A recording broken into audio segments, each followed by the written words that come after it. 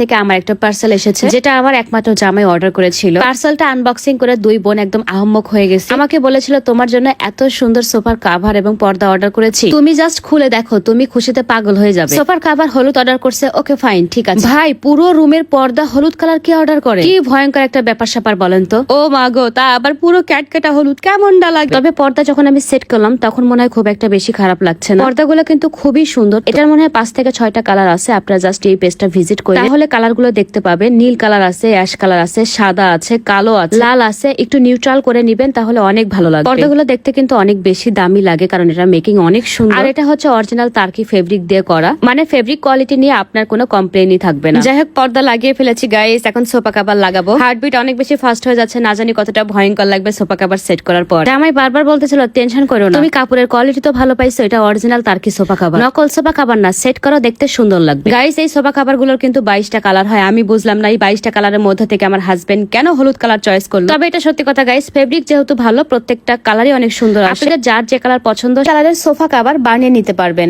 আমার মতো বাসায় বসে আপনারা cash on delivery sofa cover, পর্দা সবকিছু কিনতে পারবেন। গাইস, দূর থেকে যখন তাকাচ্ছি ড্রয়িং রুমের দিকে, তখন মনে হচ্ছে বড় বড় সূর্যমুখী ফুল চোখের ভেতরে ঢুকে পড়ছে। তবে আমার খালামণি বলতেছিল যে ক্যামেরার চেয়ে দূর থেকে অনেক বেশি সুন্দর লাগে। আপনারা যারা অরিজিনাল তার্কি সোফা কভার বা পর্দা নিতে চান, নিয়ে নিবেন। তাদের পেজ নেম আমরা ভিডিও ক্যাপশনে মেনশন করা আছে। সবাই ভালো থাকেন, টাটা এন্ড টেক কেয়ার।